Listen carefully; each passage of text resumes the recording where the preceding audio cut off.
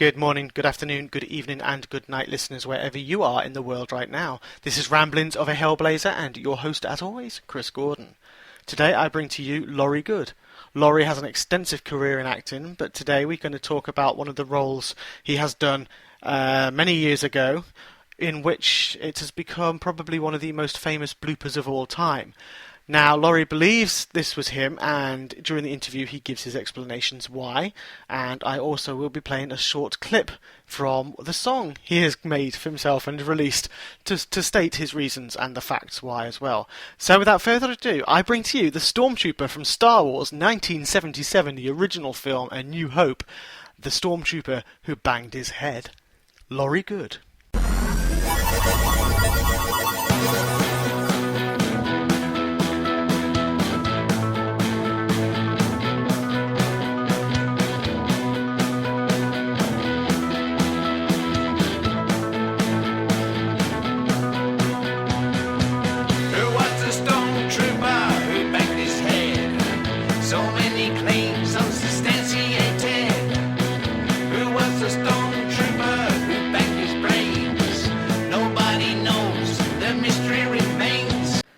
Okay, so today I am here with Laurie Goode, who has an extensive career, not least as a Stormtrooper in the original Star Wars. Hey Laurie, how are you? Good afternoon, Chris. How are you? I'm good, thank you. Nice to speak to you after all this time. It is, yeah. 2 weeks, isn't it? It's been going on, yeah. It's been one of those. I'm going on holiday next week, so it's all panic stations and left, right, and centre with working. Is it a bank holiday next week? No, I don't know actually. I think it's the week after, isn't it? It's the end of May. Yeah. It's on the Monday. But yeah, no. So we're going away. So obviously you got in touch with me and to let me in on something, and I was very excited to find out about which Stormtrooper you exactly were in the Star Wars film. Obviously, the way you believe you to be. I was the first thing I did as a Stormtrooper is when they come through the door, when the door blows open, right at the beginning when there's the fight going on because you don't know what's happening, do you? And I was one of those guys that came through the door there when it blows open because. I was probably about a third or fourth in because the first two guys, you've got stunt guys because there's all got debris flying around, it's all cork. And, all these guys, the stunt guys are insured in case a bit of cork flies in their eyes or something. So they go in first and then we retreat in afterwards. So, so we did all that and all the pieces kept falling off, all the bits of costume falling off all the time because it's so brittle. I mean, they're so impractical, those costumes, but it looks good, doesn't it? It looks good. Yeah. And then I did lots. I think it was probably the second or third day when I came in one morning. My stomach was turning over. And I've been to the loo about 3 times with diarrhea, I suppose. Right. The best way to call it. I don't like. It's a horrible word. It sounds horrible, isn't it? Diarrhea. Anyway, so I had this upset stomach. I kept going to it. It's probably been 3 times, and I went on to the set, and I said to Jerry, one of the assistants, Jerry Gavin, I think his name is, or Galvin, Jerry something. Anyway, I said, I've got to go to the loo. He said, go on in. So I went off to the loo, and as soon as I came back, he put me in shot, and I thought, oh God, I'm going to go again. So I'm on that shot there, and I'm marching along there on the left-hand side, and bang, I've hit my head. So I thought, oh, they're going to say cut. Someone's going to say cut. Who's that idiot? Cut. No one did. So I carried on and wielded round to the right, and no one said anything. So I thought, well, I can't be shot. It must be sort of like so close. It's just got the first Stormtrooper going through. Sort of like there was one in. I think there's one in front, and then you've got pairs behind. And so I thought to myself, well, that's handy because I'm not in shot. And then when it came out, I thought, well, it's got to be me, And for years I was telling the story that it was me. And of course, when the convention started happening, a lot of other people, I don't want to name names because I'm not like that, but, a lot of other people started saying, oh, it's me. And I think, well, I've been saying it for years, but then I can't prove it. And I thought, I can't say to the other guys, prove it, because I can't prove it, you know, because we're all in disguise. So it's a bit of an opportunist thing, isn't it, to say that you're the one, because no one knows, that no one's going to argue with you, because it can't be validated. No one can be recognised, so they're all there. So, but I've been told that I was the first one, you know, by these enthusiasts. I was the first one recorded on the internet, saying that I was the one banging my head. In actual fact, I went for an audition. I didn't know at the time what the audition. It was for a pop promo by a company. Not a company, by Skint Records, by an act called The Indian Rope Man, and it was Not For Your Love, something about you. Know, anyway, it's on YouTube, and the theme was Star Wars, and I went up for this audition, and I said I was in Star Wars, and they went, "Oh, yeah, lovely, that's fantastic, Star Wars." Oh yeah, we're really into Star Wars, you know, because I didn't know that they were going to do the Star Wars theme. I was just sort of like going up. Anyway, so they said, we want you to sort of bash your head as the milkman coming through the door. So I got the job, you know, bashing my head. But as I left the audition, I was walking down the road, and I got a tap on the shoulder, and this guy I turned around, and this guy said, "You just been to the audition?" I said, "Yeah." He said, "Oh, I'm the producer," he said, of the promo. He said, I said, I want to have a word with you about that, you know, because they're all sort of Star Wars mad. And I thought, well, that's quite a thing. But that's recorded in 1999. So, you know, I was saying it even then. All the others sort of like saying it in the noughties. As soon as the convention started taking off. Yeah. Oh, it's me. So I just tell my story, and I let people believe what they want to believe, because I'm not going to say they didn't do it. I'm not going to say, you know, that I definitely did do it. But I think it's me, but I can't prove it, you know. And as I said many times before, you know, every time I go knocking on George Lucas's door, a big Alsatian starts barking. Because how can you get to George Lucas and say, "Listen, can you look at the filming for me of that day?" Yeah. But I did have a time. I had a diary. I've still got the diary, in fact. I'm like that. I hoard things, and I've got a diary, and I know the day when I banged my head. Yeah, it's going to be 1 or 2 days, one or 2 days, and I'm more positive that it's one particular day. If it's not that day, it'll be the next day. So, I mean, if that matched up with the filming, then you know, I would have more of a shout about it. Yeah, you know what I mean. So. So I've written this song because I got fed up with everyone else saying it's me. So I've written this song called "Who Was the Stormtrooper Banged His Head?" So many claims unsubstantiated. Who was the stormtrooper who bashed his brains? Nobody knows. The mystery remains. All troopers held guns in their left hands. What is the part of George's plans? If you reverse the negative from right to left, the stormtroopers shift. Who was the stormtrooper? Who could it be? Was it George in that suit? Luke in disguise? Obi-Wan Kenobi tricking our eyes? Carrie in a hurry, pranking about? Mr. Ford was there, but nobody did see. Maybe the stormtrooper was me. So I put this bit in about the holding the guns in the left hands, because sometimes we held them in the right, sometimes we held them in the left. Right. Okay. But to confuse the issue with all these people, because I know what hand I was told on the day. I'm not going to tell you which one it is. I know what hands I was told to hold my gun in. You know? And I can remember that. And so, you know, I put that in as a red herring to confuse all these people that are saying, "Oh, I'm the one." Yeah, right. What hand did you hold your gun in? You know, because was the negative reversed? You don't know. You know, so it's just to try and confusion. But I know exactly what I did. Yeah. You know. Anyway. So Cool. that's how it went. Yeah. That's a pretty cool accolade to to have. The fact that you knew that anyway before conventions started taking off in the 90s as well, that kind of is Yeah, sort well, of I a mean, good sign to know that you had the but the conventions did do the 90s, but it was more like the bigger stars did the conventions in the 90s, wasn't they? I mean, it wasn't so much. I mean, I didn't do anything till I think '08 or '07 or something like that.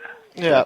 Someone approached me, a guy called Dean Mitchell, who was very much involved with organising it. I don't know how he got in touch with the showmasters. I think the people that were kind of doing it big at that time and still doing it big now. Mm-hmm. And he was in league with them, and he approached me and he asked me if I wanted to do a Star Wars convention and get paid £300 for the day signing autographs. I thought he was a bit mad. And then I kind of found out that he was telling the truth. So the first one I did was, about '07 or '08 or something like that, Yeah. But it was only after that I heard that other people were claiming that they were the ones that hit their heads. Right. And I did say at the time on my first convention that I think I was the guy who hit my head to one of the organisers, and he said, "Yeah, a lot of people are saying that." And I thought, what? Yeah, so that's how I found out. All right, cool. That is pretty cool. I mean, I've got to say, I had a guy get in touch with me late last year, after The Force Awakens hit, and he ended up claiming he was the stormtrooper who shouted "traitor" in The Force Awakens. Oh, really? Yeah. He wasn't. He wasn't. No. He got found out. I mean, there's a big difference between the two of you, obviously. I just mentioned that because I remember him because, like you said, as you say, you get lots of different people claiming lots of different things and things like that. But yeah, he claimed he was that, and it was all over his newspaper, in his newspaper and everything. It was all over everywhere. And then it was partly me, and with the fact that I was introducing him and inviting him out, it caused a massive uproar. Of people saying it wasn't him, because the stuntmen obviously knew then. Yeah. But here's one of them. But no, I mean, people sort of like are drawn to Star Wars. If you're involved in Star Wars in any way, people kind of tend to sort of like build up their profile on it, don't they? Because they know. Yeah. I try to get on IMDb. I thought, well, I'll go on IMDb because I'm computer-wise and everything like that. I'm a bit late. I'm caught up now quite a lot over the last sort of like 3 or 4 years. But I was living up in Wales, out the way. Didn't have any connection to the internet up there. I had no broadband there. So it wasn't until I got back to sort of like the southeast in '05 that I got a computer, and then I went on to IMDb to try and upload the fact that I worked on Star Wars, and it wouldn't accept it because there were so many people. And you look at the list, and it goes on and on and on. And you think to yourself, "Well, these people are actually in Star Wars." Yeah. If you go on IMDb and you look down and you see all these people, and it's got, it goes on and on forever. And you say, well, I remember that film, and there wasn't that many people around. I mean, there were obviously there were times when we did the medal ceremony at the end. I mean, a lot of people there. Yeah. But I mean, when we did the cantina sequence and also. The early days, the first part of filming, it was before Easter. We did all the Stormtrooper stuff, It's just like 20 to 25 or so, I suppose, really. And that was a mixture of stormtroopers and the guards, the rebel guards. What are they called? Rebel guards? They're just rebel troopers. The funny thing was they were called something else to begin with. They weren't called the rebel guards. They were called can't remember. Rebel Troopers, weren't they? Was it Rebel Trooper? No, not Rebel Trooper. Rebel. Anyway, I can't remember. I'm getting so bloody old. Rebel Alliance as well, but yeah. Yeah. Anyway, so that's yeah. So what else do you want to ask me then? I was going to say, I mean, you weren't just a stormtrooper either, were you? You mentioned the cantina there. Were you, yeah. Who were you in the cantina? Well, what happened there? In '76 there was a lot of work around. In the '70s, really, because the government of the day had done a special deal with America to give them special tax concessions, tax incentives to, if that's the right thing to say, to come to England to do the filming. Right.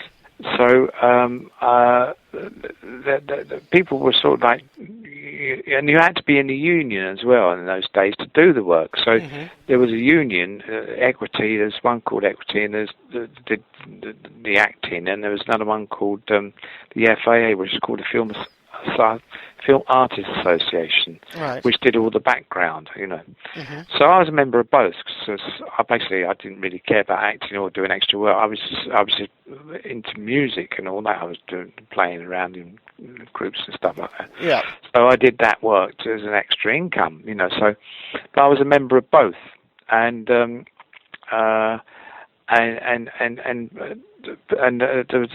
people they got were they were short on people, you see, because as I say, so many people.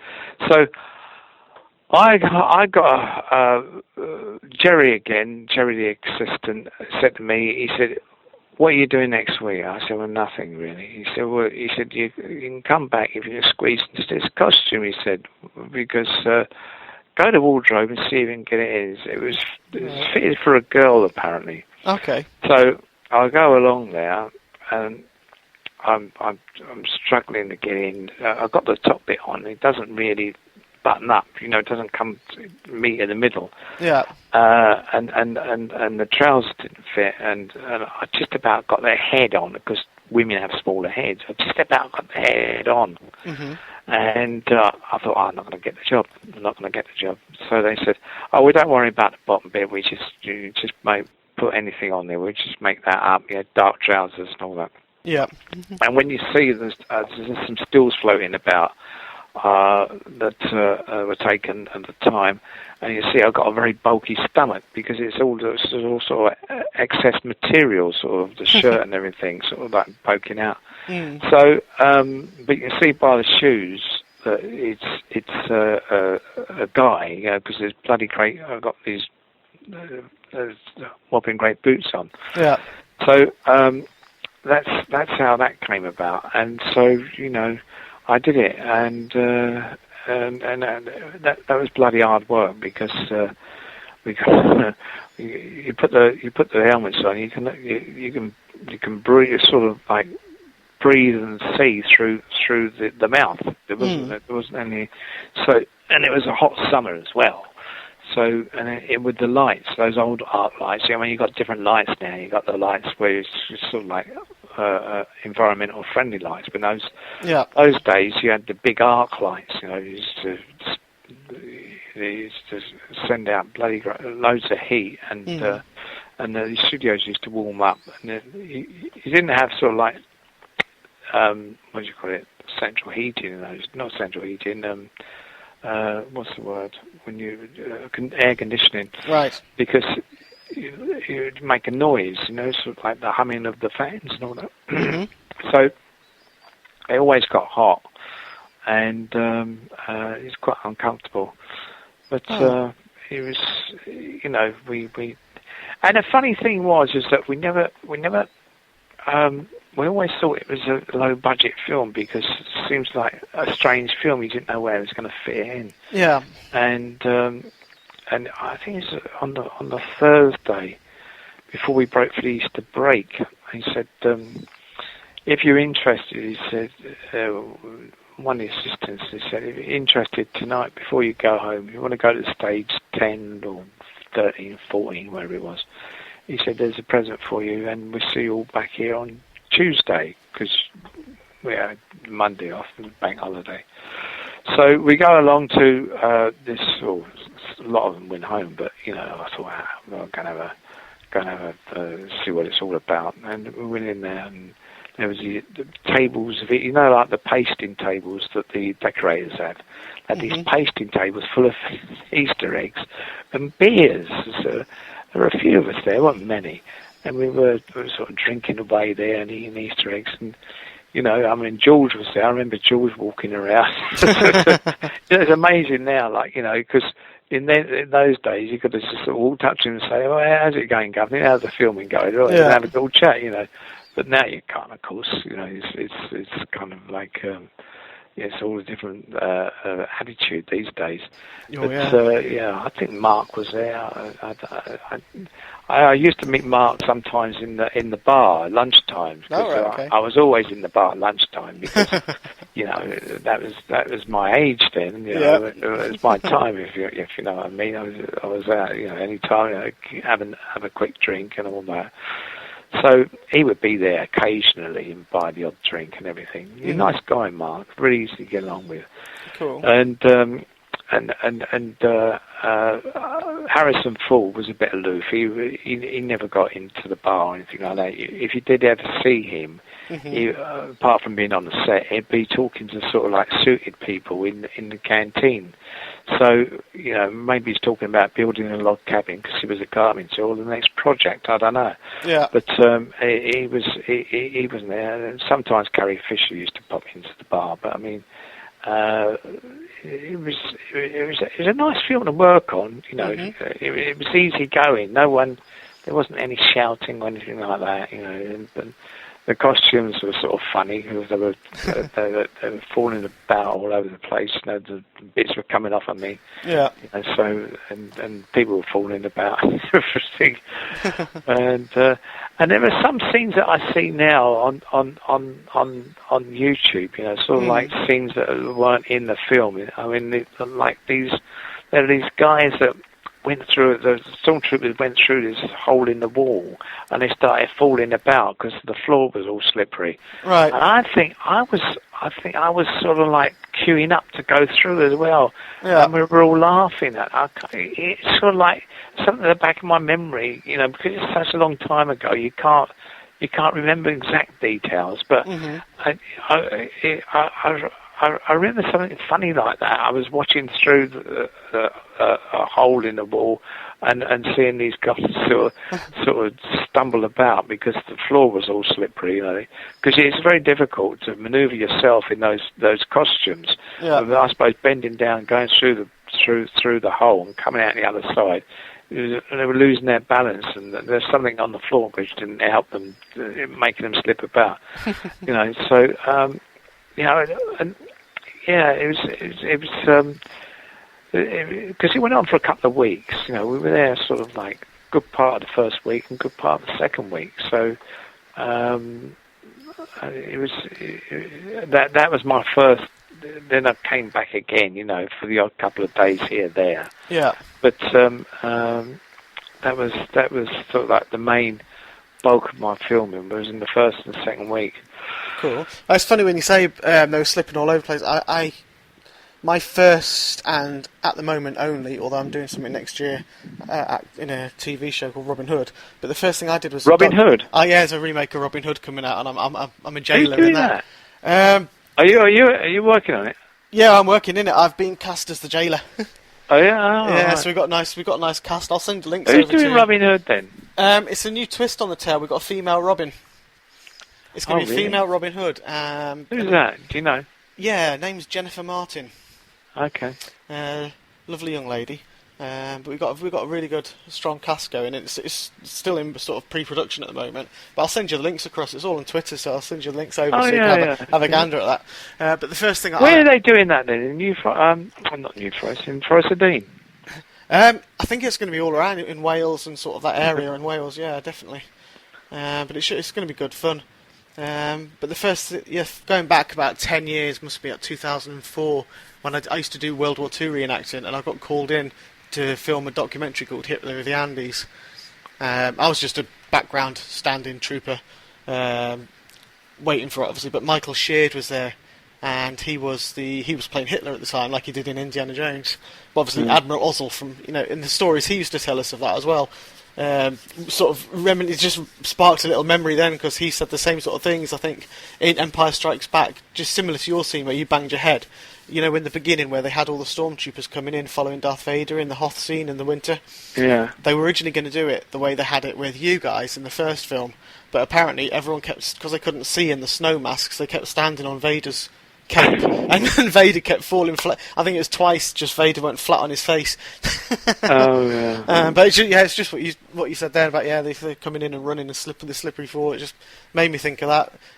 But he was a lovely man. He spent 3 nights chatting to us about everything as well. But that just triggered my memory then of just imagining seeing an outtake of Vader falling flat on his face and seeing all these troopers just sliding all over the place.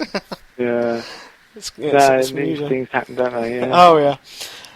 No, that's cool. I mean, it's absolutely fantastic in the fact that to hear from the person who's probably, and I'll back you and say good allegedly, back the most famous goof of all time. Allegedly, I think the two famous extras in the world is the guy who banged his head. Me, possibly, more than likely, most likely.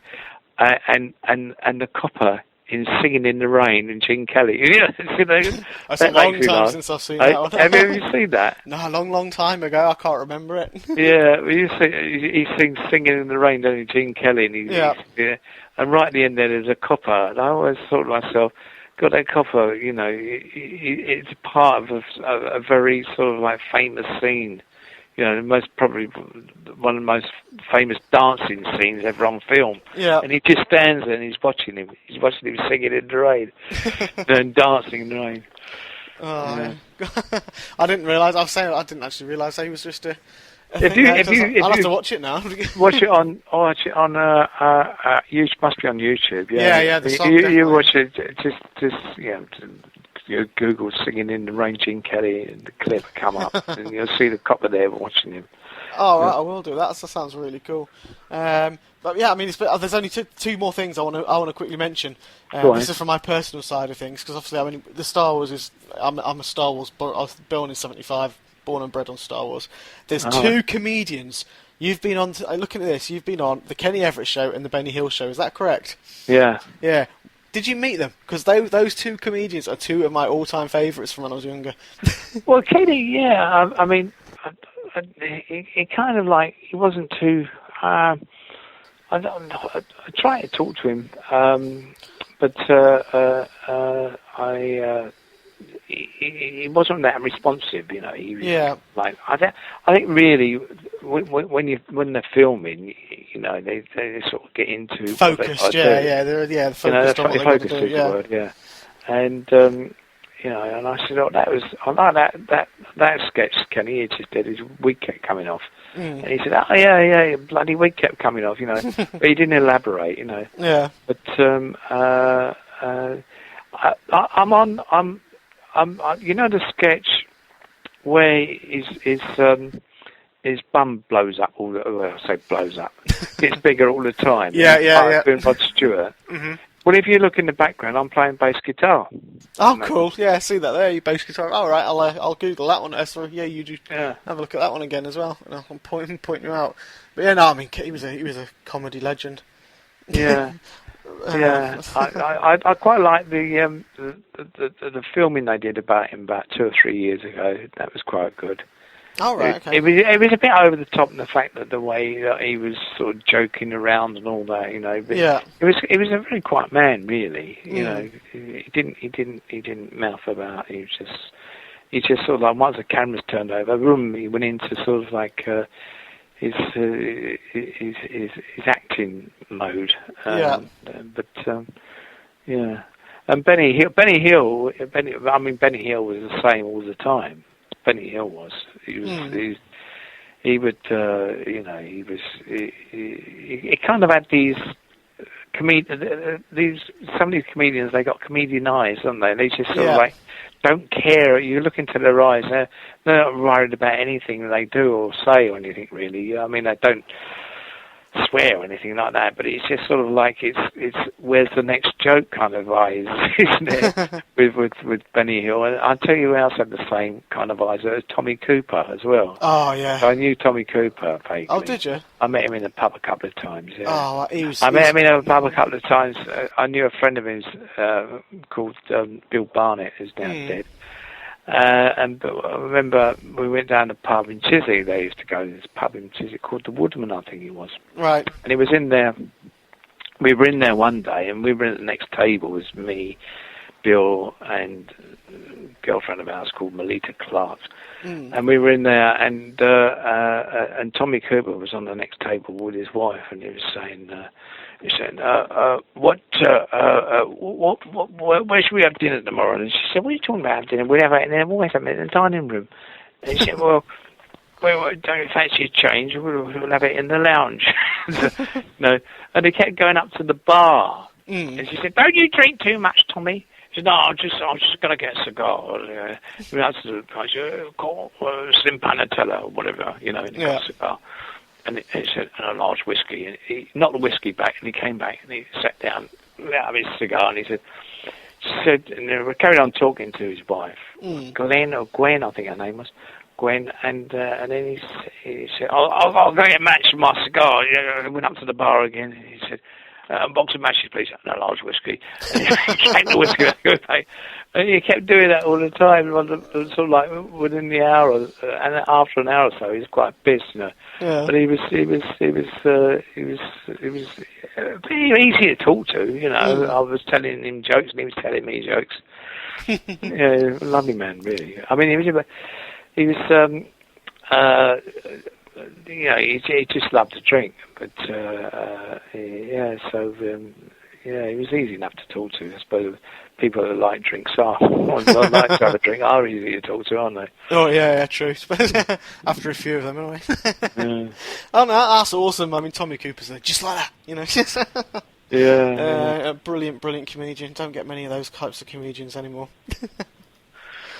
Yeah, I remember I was watching him when he died on TV. Oh God, yeah, he was live on stage, wasn't it? Yeah, what a way to go. I know, yeah. No, I mean, I guess for him, it's probably the best but way. Everyone was laughing. They all thought it was part of the stage and the act, didn't they? Everyone was laughing at him while he was actually, literally, really was, having a heart attack, wasn't it? He had something like that. Yeah, he used to drink. I mean, he used to drink a lot. I mean, apparently his bar bills were kind of like astronomical. So if you went to a club, working in a club for a week, somewhere sort of like in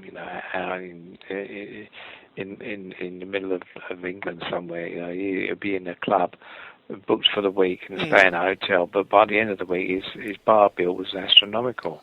Okay. Yeah, I can imagine. Oh dear. Well, anyway, that kind of does bring us to wrap there. I think. Yeah. So I really appreciate that, Laurie. It was a nice insight to hear about all of that. It's absolutely fantastic. I'm sure everyone will enjoy listening to that. How often do you do iPods? I keep coming on iPods. Podcasts. They're quite well. It depends. It's as and when, to be honest. I kind of just the podcasts I do are more like the interview ones. So. Thank you very much again, Laurie. That was absolutely fantastic. I'm a believer that was you. Such a sad thing that you can't get the evidence. Maybe you can go and knock on George's door one day and hope for that Alsatian not to come barking at you. Ladies and gentlemen, thank you very much for listening. I hope you enjoyed that. That was actually very a nice insight into the goings-on in Star Wars in the original film, and a little bit of history there for you. Thank you very much. This has been Chris Gordon on Ramblings of a Hellblazer. Goodbye.